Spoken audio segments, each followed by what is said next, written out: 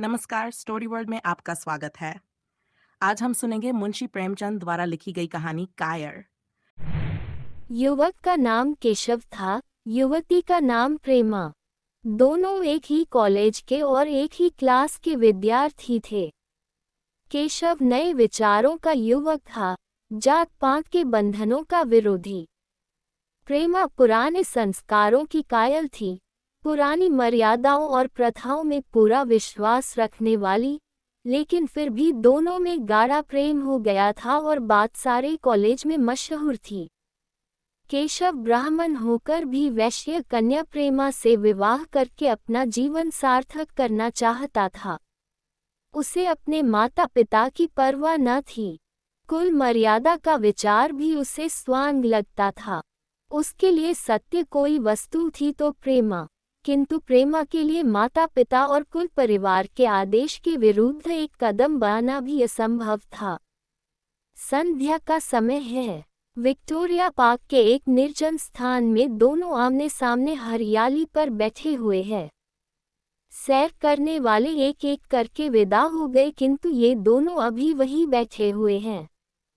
उनमें एक ऐसा प्रसंग छिड़ा हुआ है जो किसी तरह समाप्त नहीं होता है। केशव ने झुंझलाकर कहा, इसका यह अर्थ है कि तुम्हें मेरी परवाह नहीं है। प्रेमा ने शांत करने की चेष्टा करके कहा, तुम मेरे साथ अन्याय कर रहे हो केशव। लेकिन मैं इस विषय को माता पिता के सामने कैसे छेड़ूं, यह मेरी समझ में नहीं आता। वे लोग पुरानी रूढ़ियों के भक्त हैं। मेरी तरफ से कोई ऐसी बात सुनकर उनके मन में जो जो शंकाएं होंगी उनकी कल्पना कर सकते हो। केशव ने उग्र भाव से पूछा, तो तुम भी उन्हीं पुरानी रूढ़ियों की गुलाम हो? प्रेमा ने अपनी बड़ी बड़ी आंखों से मृदु स्नेह भरकर कहा, नहीं, मैं उनकी गुलाम नहीं हूँ, लेकिन माता पिता की इच्छा मेरे लिए और सब चीजों से अधिक मान्य है। तुम्हारा व्यक्तित्व कुछ नहीं है, ऐसा ही समझ लो। मैं तो समझता था कि वे ढकोसले मूर्खों के लिए ही है, लेकिन अब मालूम हुआ कि तुम जैसी विदुषियां भी उनकी पूजा करती हैं। जब मैं तुम्हारे लिए संसार को छोड़ने के लिए तैयार हूँ, तो मैं तुमसे भी यही आशा करता हूँ। प्रेमा ने मन में सोचा, मेरा अपनी देह पर क्या अधिकार है? जिन माता पिता ने अपने रक्त से मेरी सृष्टि की है और अपने स्नेह से पाला है, उनकी मर्जी के खिलाफ कोई काम करने का मुझे कोई हक नहीं। उसने दीनता के साथ केशव से कहा, क्या प्रेम स्त्री और पुरुष के रूप में ही रह सकता है, मित्र के रूप में नहीं? मैं तो प्रेम को आत्मा का बंधन समझती हूँ।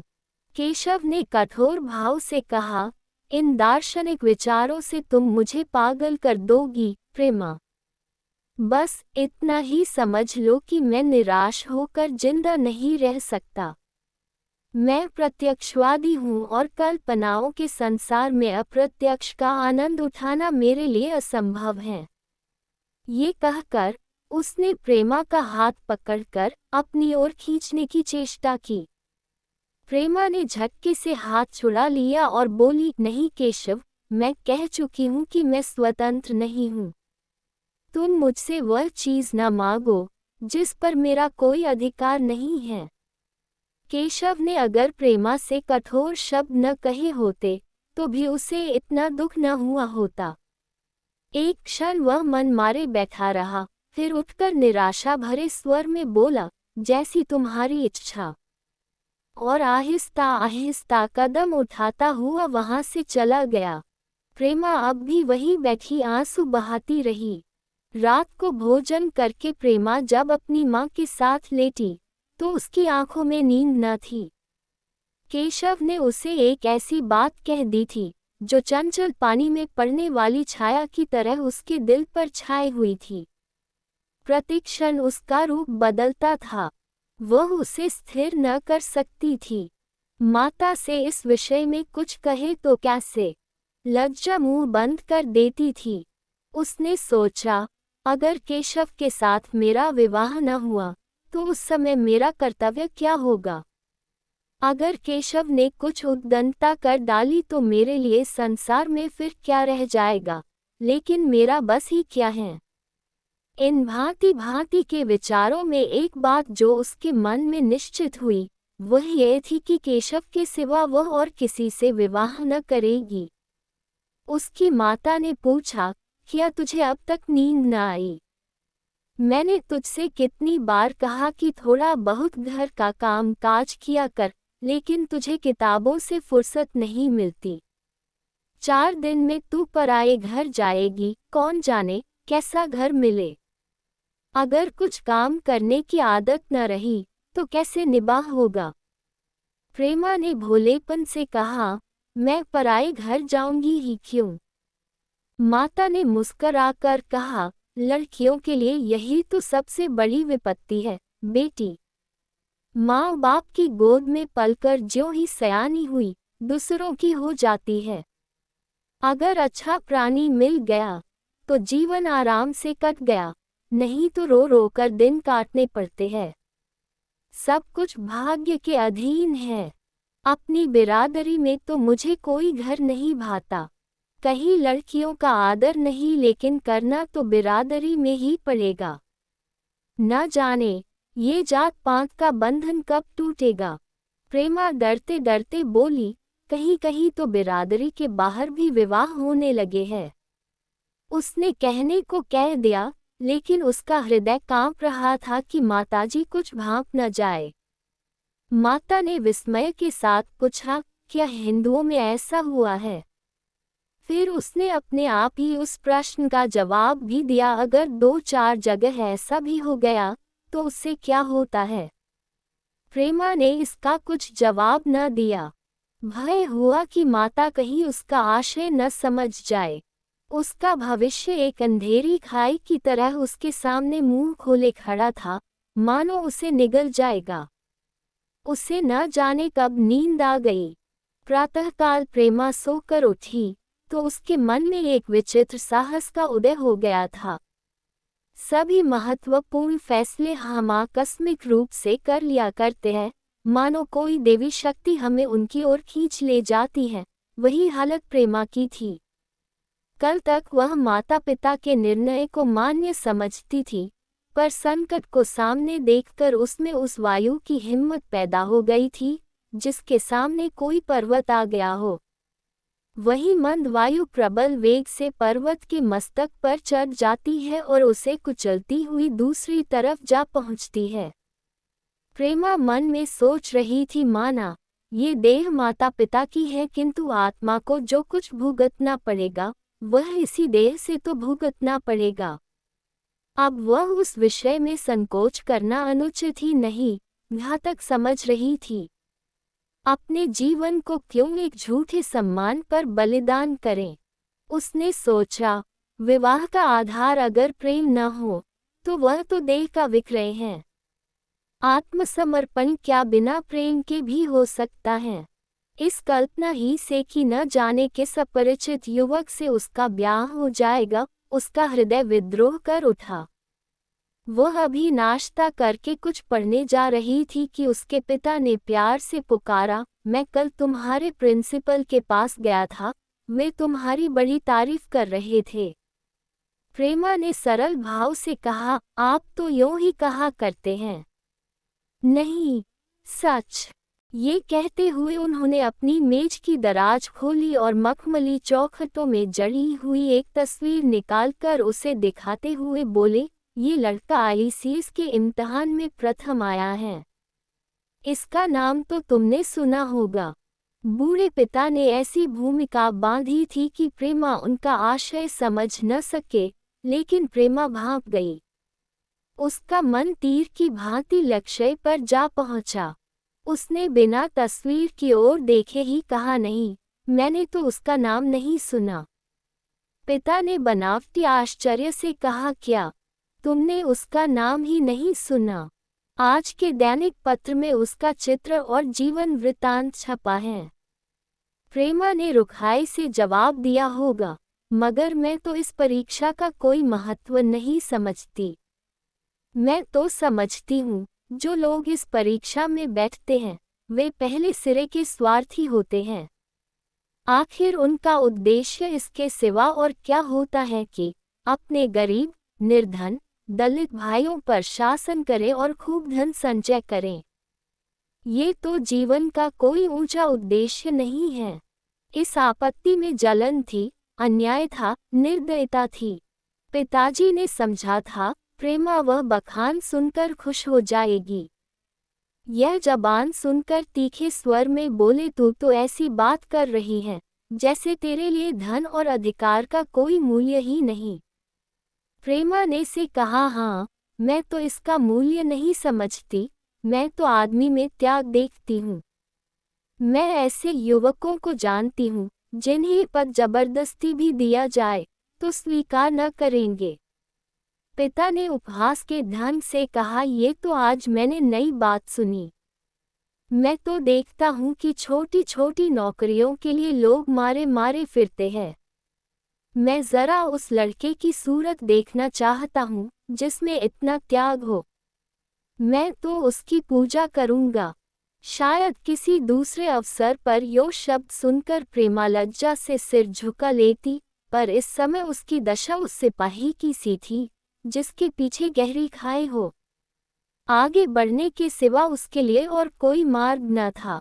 अपने आवेश को संयम से दबाती हुई, आंखों में विद्रोह भरे, वह अपने कमरे में गई और केशव के कई चित्रों में से वह चित्र चुनकर लाई जो उसकी निगाह में सबसे खराब था और पिता के सामने रख दिया।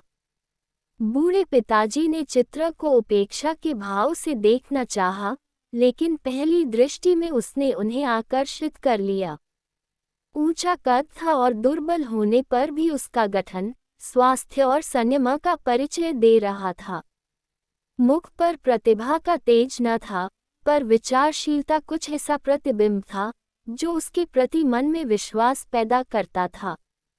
उन्होंने चित्र को देखते हुए पूछा, ये किसका चित्र है? प्रेमा ने संकोच से सिर झुकाकर कहा, यह मेरे ही क्लास में पढ़ते हैं। पिता ने पूछा, अपनी ही बिरादरी का है? प्रेमा का मुख मुद्रा धूमिल हो गई। इसी प्रश्न के उत्तर पर उसकी किस्मत का फैसला हो जाएगा। उसके मन में पछतावा हुआ कि व्यर्थ में इस चित्र को यहाँ लाए। उसमें एक क्षण के लिए जो दृढ़ता आई थी, वह इस पैने प्रश्न के सामने कातर हो उठी। दबी हुई आवाज में बोली, जी नहीं, वह ब्राह्मण है। और यह कहने के साथ ही वह क्षुब्ध होकर कमरे से बाहर निकल गई, मानो यहाँ की वायु में उसका गला घुटा जा रहा हो, और दीवार की आड़ में खड़ी होकर रोने लगी। लालाजी को पहले तो ऐसा क्रोध आया कि प्रेमा को बुलाकर साफ साफ कह दे कि यह असंभव है। वे उसी गुस्से में दरवाजे तक आए, लेकिन प्रेमा को रोते देखकर नर्म हो गए। इस युवक के प्रति प्रेमा के मन में क्या भाव थे, यह उनसे छिपा न रहा। वे स्त्री शिक्षा के पूरे समर्थक थे, लेकिन इसके साथ ही कुल मर्यादा की रक्षा भी करना चाहते थे। अपनी ही जाति के सुयोग्य वर्ग के लिए अपना सर्वस्व अर्पण कर सकते थे, लेकिन उस क्षेत्र के बाहर कुलीन से कुलीन और योग्य से योग्य वर्ग की कल्पना भी उनके लिए असह्य थी। इससे बड़ा अपमान वे सोच ही न सकते थे। उन्होंने कठोर स्वर में कहा, आज से कॉलेज जाना बंद कर दो। अगर शिक्षा कुल मर्यादा को डूबाना ही सिखाती है, तो वह कुशिक्षा है। प्रेमा ने कातर कंठ से कहा, परीक्षा तो समीप आ गई है। लालाजी ने दृढ़ता से कहा, आने दो, और फिर कमरे में जाकर विचारों में डूब गए। 6 महीने गुजर गए। लालाजी ने घर में आकर पत्नी को एकांत में बुलाया और बोले, जहाँ तक मुझे मालूम हुआ है, केशव बहुत ही सुशील और प्रतिभाशाली युवक है।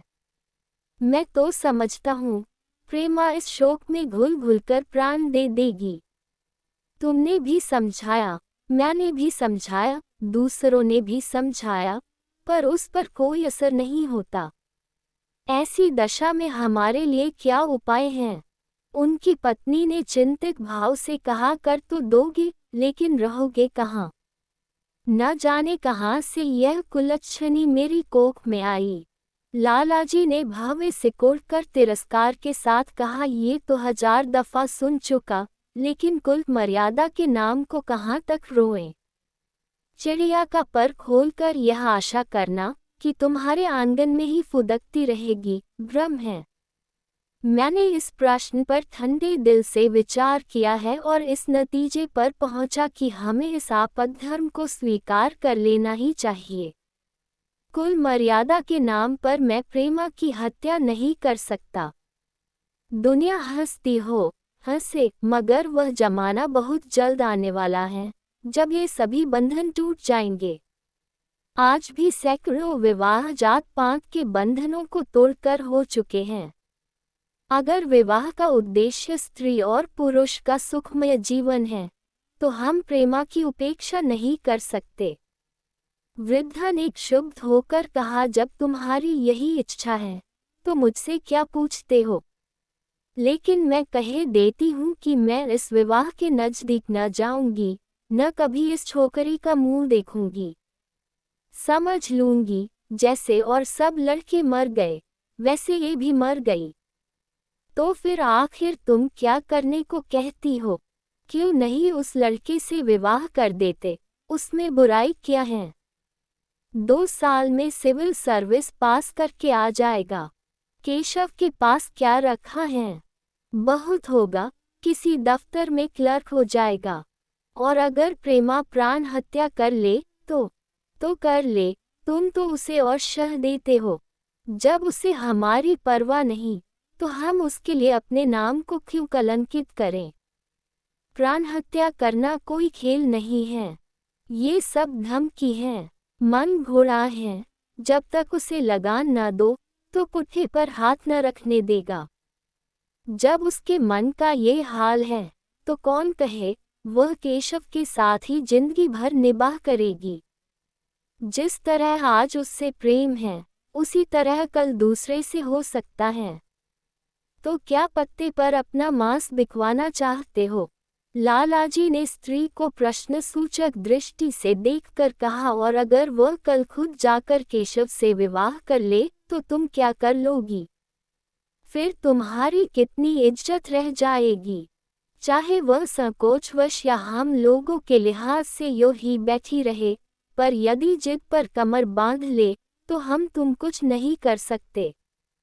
इस समस्या का ऐसा भीषण अंत भी हो सकता है, यह इस वृद्धा के ध्यान में भी न आया था।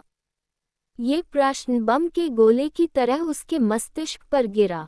एक क्षण तक वह अवाक बैठी रह गई, मानो इस आघात ने उसकी बुद्धि की धज्जियां उड़ा दी हो। फिर पराभूत होकर बोली, तुम्हें अनोखी ही कल्पनाएं सूझती हैं। मैंने तो आज तक कभी भी नहीं सुना कि किसी कुलीन कन्या ने अपनी इच्छा से विवाह किया है। तुमने न सुना हो, लेकिन मैंने सुना है और देखा है कि ऐसा होना बहुत संभव है। जिस दिन ऐसा होगा, उस दिन तुम मुझे जीती न देखोगे। मैं यह नहीं कहता कि ऐसा होगा ही, लेकिन होना संभव है। तो जब ऐसा होना है, तो इससे तो यही अच्छा है कि हम ही इसका प्रबंध करें। जब नाक ही कट रही हैं, तो तेज छुरी से क्यों न कटे? कल केशव को बुलाकर देखो क्या कहता है। केशव के पिता सरकारी पेंशनर थे, मिजाज के चिड़चिड़े और कृपण। धर्म के आडंबरों में ही उनके चित्त को शांति मिलती थी। कल्पना शक्ति का अभाव था, किसी के मनोभावों का सम्मान न कर सकते थे। वे अब भी उस संसार में रहते थे जिसमें उन्होंने अपने बचपन और जवानी के दिन काटे थे। नवयुग की बढ़ती लहर को वे सर्वनाश कहते थे और कम से कम अपने घर को दोनों हाथों और पैरों का जोर लगाकर उससे बचाए रखना चाहते थे। इसलिए जब एक दिन प्रेमा के पिता उनके पास पहुंचे और केशव से प्रेमा के विवाह का प्रस्ताव किया, तो बूढ़े पंडित जी अपने आप में न रह सके। धुंधली आंखें फाड़कर बोले, आप भान तो नहीं खा आए हैं? इस तरह का संबंध और चाहे जो कुछ हो, विवाह नहीं है। मालूम होता है आपको भी नए जमाने की हवा लग गई। बूढ़े बाबूजी ने नम्रता से कहा, मैं खुद ऐसा संबंध पसंद नहीं करता। इस विषय में मेरे विचार वही हैं जो आपके, पर बात ऐसी आ पड़ी है कि मुझे विवश होकर आपकी सेवा में आना पड़ा। आजकल के लड़के और लड़कियां कितने स्वेच्छाचारी हो गए हैं, ये तो आप जानते ही हैं। हम बूढ़े लोगों के लिए अब अपने सिद्धांतों की रक्षा करना कठिन हो गया है। मुझे भय है कि कहीं ये दोनों निराश होकर अपनी जान पर न खेल जाए।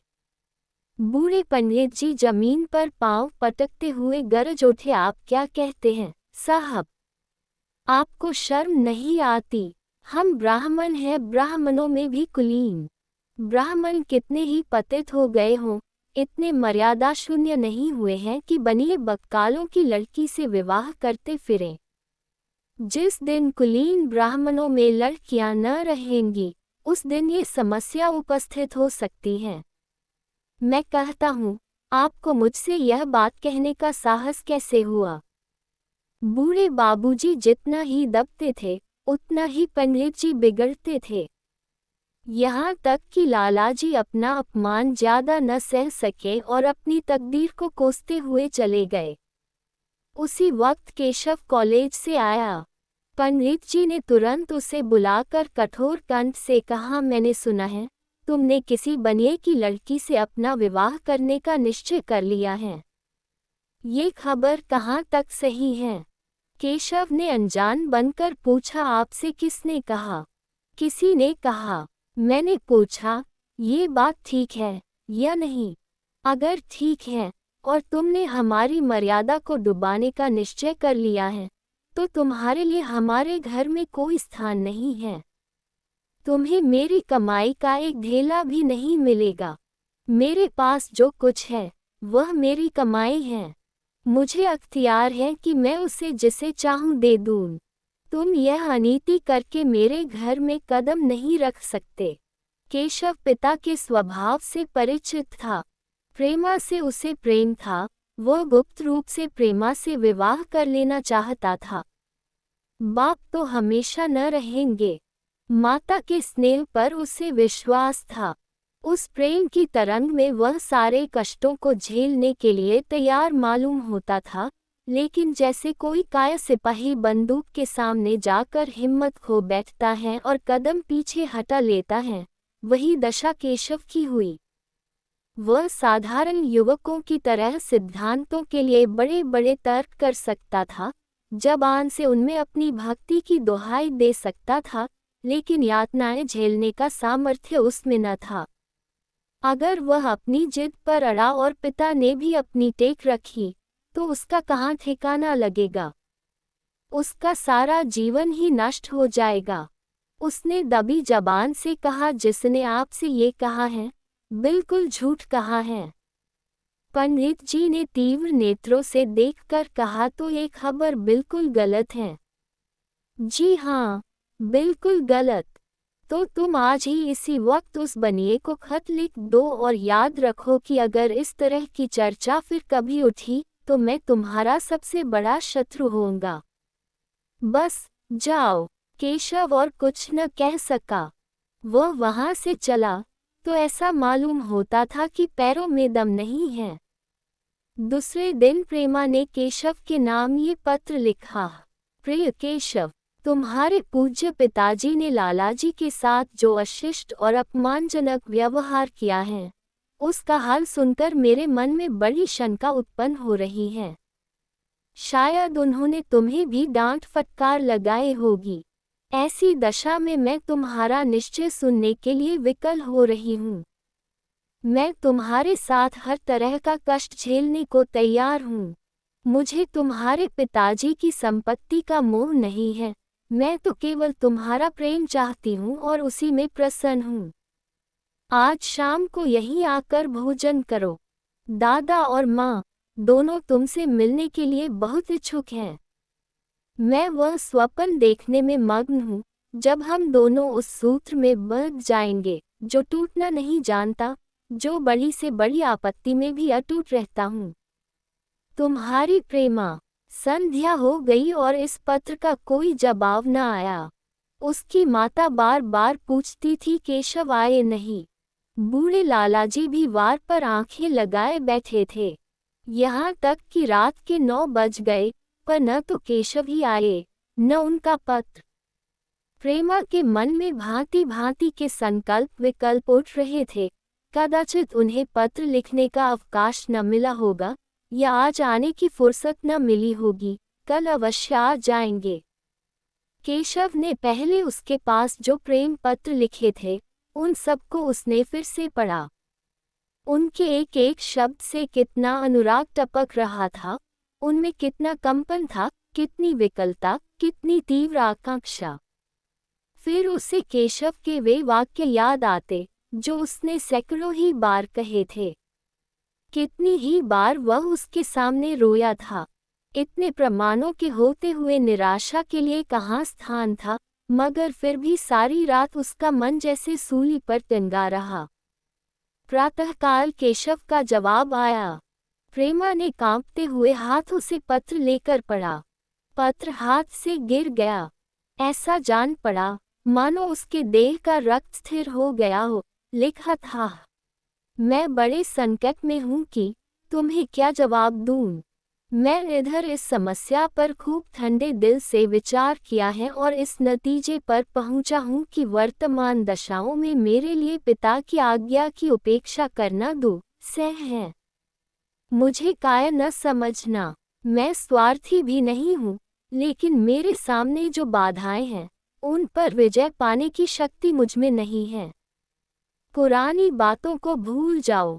उस समय मैंने इन बाधाओं की कल्पना न की थी। प्रेमा ने एक लंबी, गहरी, जलती हुई सांस खींची और उस खत को फाड़ कर फेंक दिया। उसकी आंखों से अश्रुधार बहने लगी। जिस केशव को उसने अपने अंतःकर से वर मान लिया था, वह इतना निष्ठुर हो जाएगा, इसकी उसको रत्ती भर भी आशा न थी। ऐसा मालूम पड़ा मानो अब तक वह कोई सुनहरा सपना देख रही थी, पर आंखें खुलने पर सब कुछ अदृश्य हो गया। जीवन में आशा ही लुप्त हो गई, तो अब अंधकार के सिवा और क्या रहा। अपने हृदय की सारी संपत्ति लगाकर उसने एक नाव लदवाई थी, वह नाव जलमग्न हो गई। अब दूसरी नाव कहाँ से लदवाए? अगर वह नाव भी है, तो उसके साथ ही वह भी डूब जाएगी। माता ने पूछा, क्या केशव का पत्र है? प्रेमा ने भूमि की ओर ताकते हुए कहा, हाँ, उनकी तबीयत अच्छी नहीं है। इसके सिवा वह और क्या कहें? केशव की निष्ठुरता और बेवफाई का समाचार कहकर लज्जित होने का साहस उसमें न था। दिन भर वह घर के काम धंधों में लगी रही, मानो उसे कोई चिंता ही नहीं है। रात को उसने सबको भोजन कराया, खुद भी भोजन किया और बड़ी देर तक हारमोनियम पर गाती रही। मगर सवेरा हुआ तो उसके कमरे में उसकी लाश पड़ी हुई थी। प्रभात की सुनहरी किरणें उसके पीले मुख को जीवन की आभा प्रदान कर रही थी। आप सुन रहे थे मुंशी प्रेमचंद द्वारा लिखी गई कहानी कायर। वीडियो को लाइक और शेयर करें और चैनल को सब्सक्राइब करना न भूलें, ताकि हम आपको और भी प्रेरणादायक कहानियों से जोड़ते रहें। धन्यवाद।